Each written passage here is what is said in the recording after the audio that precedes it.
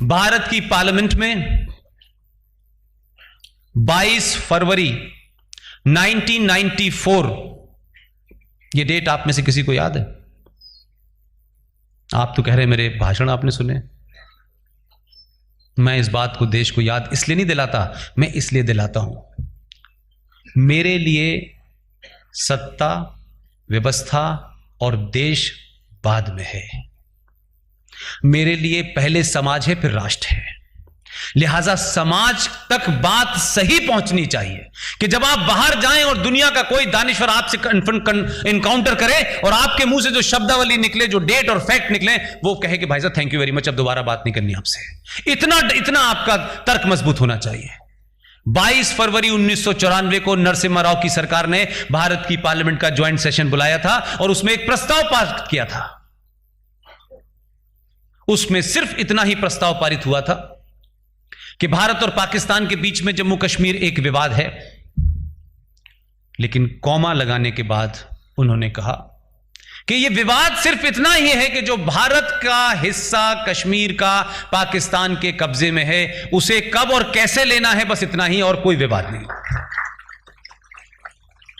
अब क्योंकि वो जो दूसरी जमात के लोग हैं, उनकी समस्या यह है कि लो आईक्यू हाई कॉन्फिडेंस के लोग हैं, वो उनको लगता है कि कुछ भी बोल दो अंग्रेजी में, यह देश डरता है। लेकिन इस बार सरकार अंग्रेजी बोलने वालों की नहीं है, तो इसलिए देश भी अंग्रेजी नहीं समझ रहा। उस शख्स ने पार्लियामेंट के इस रेजोल्यूशन को लोकसभा में आने से पहले पर्ची जेब में रखी थी, उसको पता था। जैसे ही उसने कहा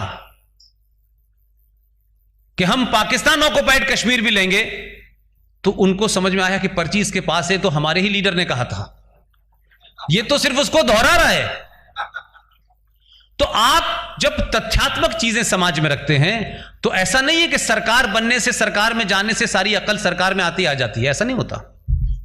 मैं नहीं मानता ये। अकल का कुर्सी से कोई संबंध नहीं है, बिल्कुल कोई संबंध नहीं। अकल अपनी जगह है, कुर्सी अपनी जगह है। लिहाजा आप जब समाज के अंदर सही बातें करते हैं, तो सत्ता में बैठे हुए लोग भी कहते हैं कि यार 2-4 तो ऐसे चुन के आते, कोई कायदे की बात करते कि सभी मेरी बात पे मोहर लगा देते हो। तो आप जैसे लोग, जीडी बख्शी, आरएसएन सिंह, सुशील पंडित, ललित अंबरदार, गौरव वारिया, ये तमाम सारे लोग जो भी कुछ कर रहे हैं, ये कुछ प्रकृति की देन है कि उन सब में मैं ही एक आउट नंबर हूं। वो मुझे इन्होंने ये एहसास दिला दिया, और अब मैं शायद, मेरा इस पे यकीन इतना स्ट्रांग हो गया है कि अब मैं इस बात की चिंता ही नहीं करता मैं क्या बोल रहा हूं। सब ने कहा है कि कोई ताकत है जो तुमसे ये काम करा रही है।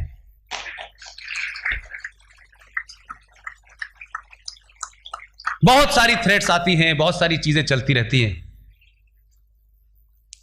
लेकिन कुरान मजीद में एक चीज लिखी हुई है, क्योंकि मैंने वही पढ़ा इसलिए बार बार उसी को कोट करता हूं, कि जिस वक्त आपकी मौत आनी है, इसको नब्ज कहते हैं, इसके रुकने का समय और इसकी जगह तय है। न उससे 1 सेकंड पहले, न उसके 1 सेकंड बाद आएगी। तो मेरा कुरान पे पूरा यकीन है, जब आएगी दुनिया की कोई ताकत नहीं रोक पाएगी, और जब नहीं आएगी तो दुनिया की कोई ताकत लेके भी नहीं जा सकती। लिहाजा डर के जीने का से अच्छा है कि बहादुरी की एक दिन की जिंदगी बेहतर है। किसी से मत डरिए आप, क्योंकि जब आप किसी से नहीं डरेंगे तो लोग आपसे डरने लगते हैं। यही ताकत होती है। इसीलिए मैंने कहा ना कि कुछ लोगों को लगता था कि किसी गलतफहमी से आ गया, हम इसको अगली बार निपटा देंगे, लेकिन पहले 282 थे, अब 303 हो गए। अब उन लोगों ने यह कहना शुरू कर दिया है कि भाई मोदी को गाली मत दो, इससे तो यह मजबूत होता है। तो इतनी देर में समझ में आई इतनी अकलमंदी की बात। मैं सिर्फ सारे संदर्भ में आपसे कहना चाहता हूं कि ये हमारी कमजोरी और हमने अपने आप को राजनीतिक तौर पे सिर्फ जीत हार तक देखा है। मैं भारत की राजनीति को राष्ट्र के संदर्भ में देखता हूं, सनातन संस्कृति के संबंध में देखता हूं, हमारे मूल क्या थे, हमारी परंपराएं क्या थी, हम थे क्या, और जब उसको पूरा देखता हूं तब पता चलता है कि जिस कुंभ में आप नहाने जाते हैं, पूरे देश आता है नहाने, उसको यह पता ही नहीं कि यह कुंभ क्यों होता है, कुंभ की महत्वता क्या है। इसलिए ये जो सदी आपकी शुरू हुई है, पूरी दुनिया कहती है कि 21वीं सदी भारत की सदी है। पूरी दुनिया को यकीन है, लेकिन आपको यकीन नहीं हो रहा। उनको इसलिए यकीन है कि वो दुनिया को हिंदू मुस्लिम सेकुलरिज्म के एजेंडे से नहीं देखते हैं। लिहाजा अब बताया जा रहा है, अब टेलीविजन पे जो लोग आ रहे हैं वो बता रहे हैं कि कुंभ जिस वक्त उसकी डेट आती है, ऊपर प्लेनेट में जो मूवमेंट होता है, एक खास मूवमेंट एक खास जगह पहुंचता है एक प्लेनेट का, उसके बाद जो रेज निकलती हैं तो धरती पे जितना भी पानी होता है उस पानी में डुबकी लगाने से आपके अंदर की तमाम विकृतियां समाप्त हो जाती हैं। क्योंकि अब साइंस का जमाना है, अब इंटरनेट का जमाना है। अब ये जो बच्चे बैठे हैं, ये 20 साल के 22 साल के, इनसे आप ये कहेंगे कि नहीं ऐसा कर लो, ये नहीं करेंगे। इनको बता दीजिए कि हमारे यहां तो शादियों में परंपरा थी, हमारे घर में भी जो हमारी बड़ी भाभी आई थी तब भी हमने ये देखा, लेकिन ये शायद रियलाइज नहीं किया था हमने।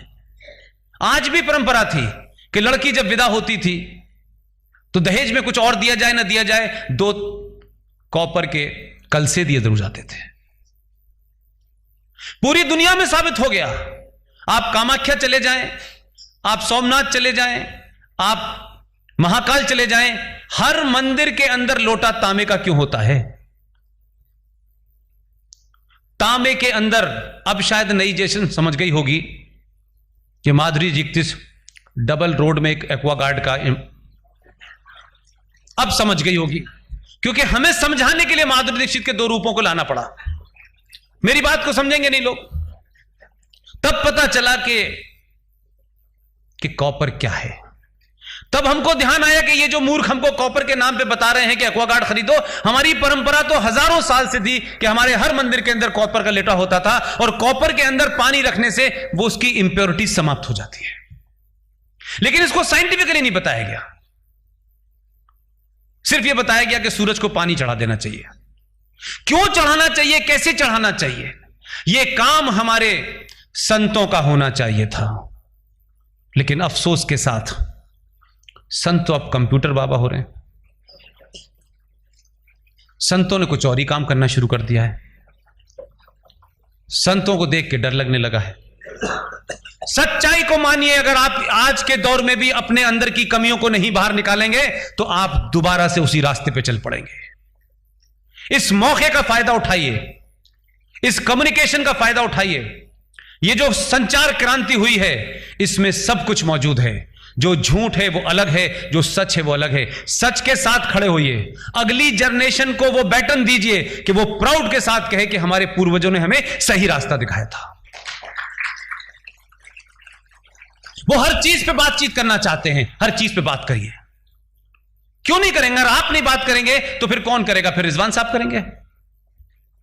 फिर जब वो रिजवान साहब से बात करने लगेगी तो आप कहेंगे ये तो बहुत बुरी बात है। तो आप तो बात की नहीं आपने, आपको जब करनी चाहिए थी। माएं अपनी बेटियों से दोस्त की तरह बात करें। वो भी इसी समाज में हैं, उनके अंदर भी इसी समाज के बदलाव हैं। वो नहीं होगा कि नहीं नहीं नहीं नहीं, बेटे की 3 गर्लफ्रेंड है तो पिताजी बड़े चौड़े से संदक करके कहेंगे 3 फ्रेंड हैं, वो वहां गया होगा, वो वहां गया होगा, नाम भी जानते हैं। और घर में वो एक गर्व की बात मानी जाती है कि लड़के की 3 गर्लफ्रेंड है। लेकिन शाम को पता चले कि वो आज सुनीता देर से आई है तो देश में बवाल आ जाएगा, मान सम्मान का मामला हो जाएगा। अरे वो लड़की इसी समाज में है। आप अपने घर के मूल्यों को इतना मजबूत रखिए कि वो आपको सच बात बता सके और आप उससे सही तर्क दे सकें, सही गाइडेंस कर सकें। 90% हमारे यहां बच्चों से बात करने का रिवाज ही नहीं है। लेकिन मेरा अपना 25 साल का कैरियर और ये 2.5 साल की ये यात्रा, मेरा मानना है कि जिस जनरेशन को आप कहते हैं ये पिज़्ज़ा वाले लोग हैं, ये मोबाइल में लगे रहते हैं, इनको कोई काम ही नहीं है, मेरा दावा है, मेरा कन्विक्शन है, मेरा अकीदा है कि जितनी ये जनरेशन राष्ट्रवादी है उतना हम हो ही नहीं सकते।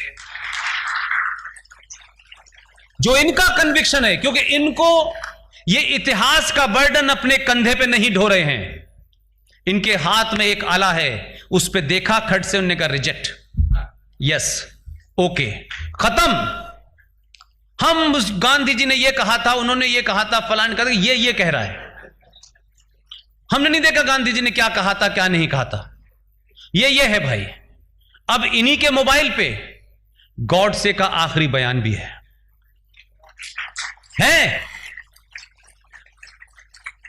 वो आर्काइव से निकाल के समझदार लोगों ने डाल दिया है। अब ये खुद समीक्षा करें कि कौन सही था, कौन गलत था। ये डॉक्यूमेंट, जितनी बातें मैं आज कह रहा हूं, ये सब अवेलेबल हैं। जो नहीं है उसमें RSN जैसे लोग, GD बख्शी जैसे लोग लगातार कोशिश कर रहे हैं। और एक साहब अमेरिका में बैठ के कर रहे हैं, उनका नाम मैं जरूर लूंगा, बहुत बड़ा काम कर रहे हैं वो, राजीव मल्होत्रा, बहुत बड़ा काम कर रहे हैं। और हमको एक और आदत डालनी चाहिए, हमारा दुश्मन भी हो वो, हमारी विचारधारा से भी अलग हो, अगर उसने कोई काम राष्ट्र के लिए बड़ा किया है तो खुल के तारीफ कीजिए उसकी, वो कोई हो। क्योंकि किसी का किसी के नाम लेने से कोई बड़ा छोटा नहीं होता, संसार तय करता है कौन बड़ा था कौन छोटा था।